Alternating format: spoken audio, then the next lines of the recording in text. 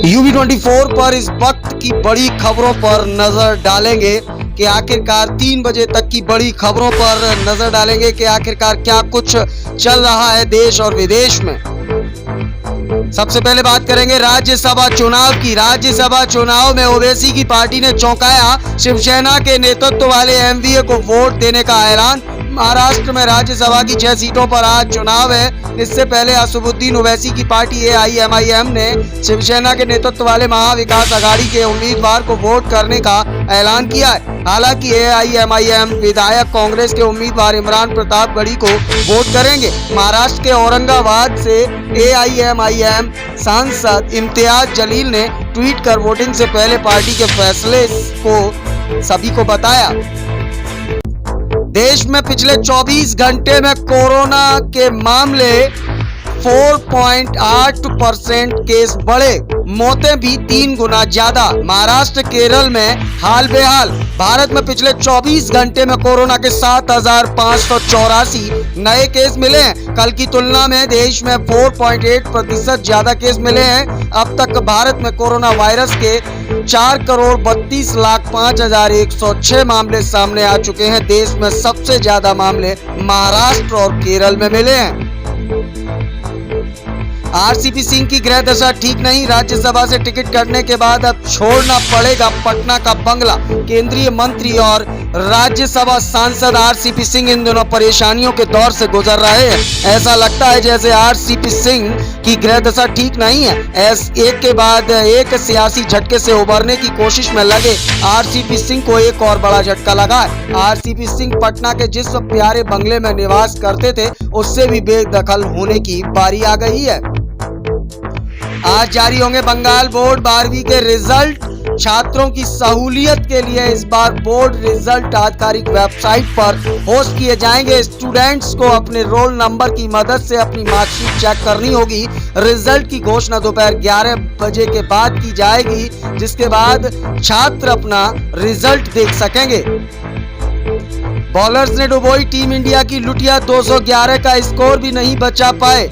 टूटा world record का सपना। नई दिल्ली में गुरुवार 9 जून को खेले गए पहले T20 मैच में भारतीय टीम की दक्षिण अफ्रीका टीम के हाथों करारी हार हुई। नए कप्तान ऋषभ पंत की अगुवाई में खेले जा रहे T20 मैच में टीम इंडिया ने पहले बैटिंग करते हुए 211 रनों का स्कोर खड़ा किया। जवाब में साउथ अफ्रीकी टीम ने ताबड़तोड़ बल्लेबाजी करते हुए इस लक्ष्य को आखिरी ओवर में हासिल कर लिया। राजस्थान राज्यसभा चुनाव में विवाद, बीजेपी MLA का वोट खारिज। राजस्थान में बीजेपी विधायक शोभा रानी कुशवाहा का वोट खारिज हो गया। वह धौलपुर से विधायक हैं। हालांकि बीजेपी प्रदेश अध्यक्ष सतीश पूनिया ने कहा कि मतगणना के समय वैधता तय होगी। दूसरी तरफ राजस्थान में ही बीजेपी विधायक कैलाश मीणा के वोट पर विवाद हुआ, जहां राजेंद्र राठौर और गोविंद डोटासरा में तीखी बहस हुई। गढ़ी विधायक राजेंद्र राठौर ने बीजेपी के पोलिंग एजेंट को अपना वोट दिखाया था। इस बीच गोविंद सिंह डोटासरा ने दावा किया कि उन्होंने भी कैलाश मीणा का वोट देखा है। बीजेपी का मिशन साउथ राष्ट्रपति के लिए इस उम्मीद पर लगा सकती है दांव। तमिलिसाई सुंदराराजन को बीजेपी के राष्ट्रपति उम्मीदवार की रेस में सबसे आगे माना जा रहा है। तमिलिसाई सुंदराराजन अभी तेलंगाना और पांडिचेरी की राज्यपाल है। उन्हें बीजेपी राष्ट्रपति चुनाव के लिए उम्मीदवार बना सकती है। डॉक्टर तमिलिसाई सुंदराराजन 61 साल की हैं। कानपुर हिंसा प्रभावित इलाकों का दौरा करने पहुंचे सांसद को पुलिस ने बैरंग लौटाया। कानपुर में हिंसा के बाद आज शुक्रवार को पुलिस हाई अलर्ट पर है। धारा 144 भी लागू कर दी गई है। इस बीच हिंसा पर भी सियासत का दौर जारी है। दरअसल IUML के सांसद मोहम्मद बशीर कानपुर पहुंचे हिंसा प्रभावित इलाके का दौरा करने के लिए, लेकिन पुलिस ने उन्हें दिल्ली वापस भेज दिया है। मोहम्मद बशीर केरल के सांसद हैं। पुलिस ने उन्हें कानपुर सेंट्रल रेलवे स्टेशन पर ही रोक लिया। उन्हें शहर में जाने की इजाजत नहीं दी गई। इस भी आप स्वयं अंदाजा लगा सकते हैं कि किस तरह से इस समय पुलिस प्रशासन अलर्ट पर है।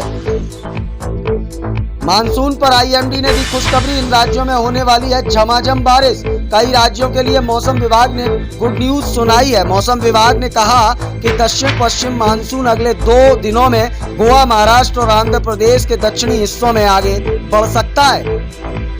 यूपी दिल्ली समेत इन राज्यों में आज चलेगी लू। तापमान 45 डिग्री के करीब। आईएमडी के अनुसार दिल्ली में आज का न्यूनतम तापमान 29 डिग्री सेल्सियस रहने वाला है, जबकि अधिकतम तापमान 43 डिग्री सेल्सियस तक रहेगा। यूपी के लखनऊ में न्यूनतम तापमान 30 डिग्री सेल्सियस और अधिकतम तापमान 44 डिग्री सेल्सियस रहने वाला है। दिल्ली से केरल तक कोरोना की लहर। 111 दिन बाद पॉजिटिविटी के रेट में 2% पार। देश में कोरोना की रफ्तार एक बार फिर डराने लगी है। 24 घंटे में 7,500 से ज्यादा नए मामले सामने आए हैं। 24 मरीजों की मौत भी हुई है। वीकली पॉजिटिविटी रेट और डेली पॉजिटिविटी रेट दोनों ही लगातार बढ़ रहे हैं, जो कि कहीं ना कहीं चिंता का सबब बना हुआ है।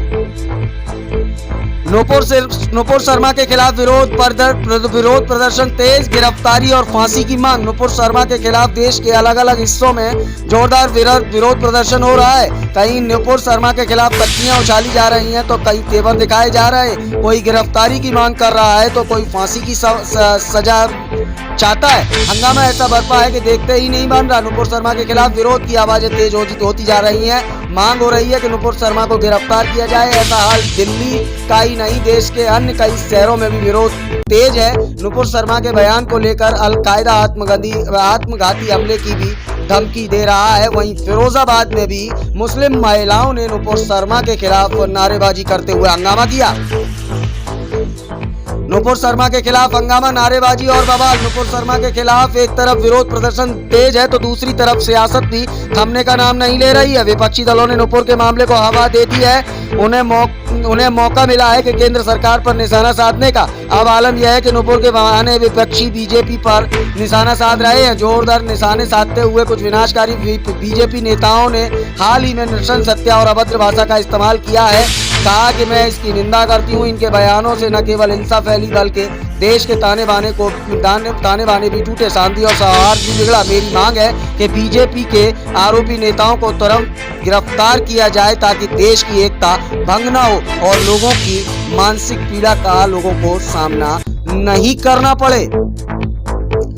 प्रेमी के साथ मिलकर पत्नी ने कर दी वकील की हत्या, फिर छत से फेंकी लाश। गुजरात के सूरत जिले में गांधी आश्रम का संचालन करने वाले पेशे से वकील की मौत हादसा नहीं बल्कि मर्डर था।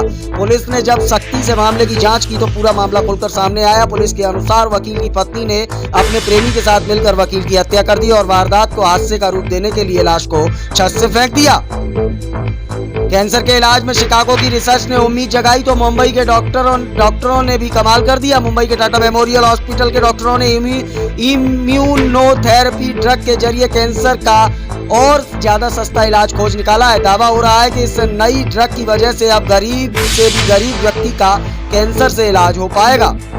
महाराष्ट्र राज्यसभा चुनाव में शिवसेना की बड़ी क्यों टेंशन। राज्यसभा का चुनाव यूं तो 57 सीटों का है, लेकिन 39 उम्मीदवार निर्विरोध चुने जा चुके हैं। 10 जून को बाकी 4 राज्यों में बाकी बची सीटों पर वोटिंग होनी है, जिसमें से एक राज्य महाराष्ट्र भी है। यहाँ 6 सीटों का चुनाव होना है। 7वां उम्मीदवार उतरने से पेच फंसा।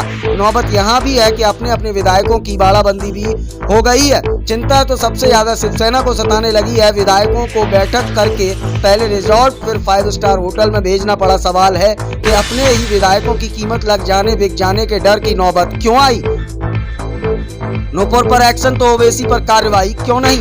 नवनीत राणा का उद्धव ठाकरे पर बड़ा बयान।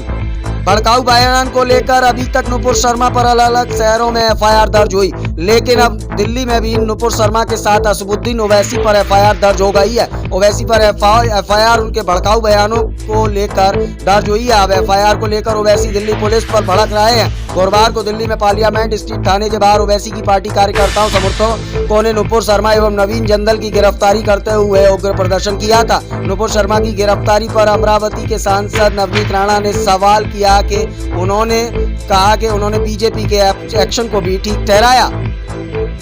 शेयर बाजार में बड़ी गिरावट। सेंसेक्स 941 अंक गिरा, निफ्टी 261 पॉइंट नीचे। सलमान खान को धमकी, लॉरेंस से पूछताछ करने दिल्ली पहुंची पुलिस। कर्नाटक राज्यसभा चुनाव में कुमारस्वामी का दावा, जेडीएस के विधायकों ने क्रॉस वोटिंग की। चीन में एक के बाद एक 2 भूकंप के झटके, 6 और 5.8 मापी गई तीव्रता। राज्यसभा चुनाव में महाराष्ट्र में अब तक 180 विधायकों ने डाले अपने वोट। हाईकोर्ट ने नवाब मलिक को नहीं दी राहत, राज्यसभा चुनाव में नहीं डाल पाएंगे वोट। गुजरात में पीएम मोदी ने नवसारी में 3200 करोड़ की परियोजनाओं की शुरुआत की, दिखाई हरी झंडी। शर्जील इमाम की जमानत की अर्जी पर सुनवाई 7 जुलाई तक टली। दिल्ली में नुपुर शर्मा के खिलाफ प्रदर्शन करने वाले 30 AIMIM कार्यकर्ता गिरफ्तार। महाराष्ट्र राज्यसभा चुनाव में 50% वोटिंग पूरी, 143 विधायकों ने किया मतदान। लखनऊ में RSS के वरिष्ठ प्रचारक पद्मश्री बाबा योगेंद्र का निधन, संस्कार भारती के व्यवस्थापक थे आप। कर्नाटक राज्यसभा चुनाव में CM बसवराज बोम्मई ने डाला वोट। राजस्थान में CM अशोक गहलोत ने राज्यसभा चुनाव के लिए डाला vote. Kane Williamson corona positive, England के खिलाफ नहीं खेल पाएंगे टेस्ट। देश में लगातार कोरोना का खतरा बढ़ता हुआ, लगातार निकल रहे हैं केस, जिससे कई जिलों में लगाई गई धारा 144। फिलहाल देश दुनिया की बड़ी खबरों के इस खास बुलेटिन में इतना ही। ताजा तरीन खबरों के लिए बने रहें UB24 के साथ। हमें दीजिए इजाजत, नमस्कार।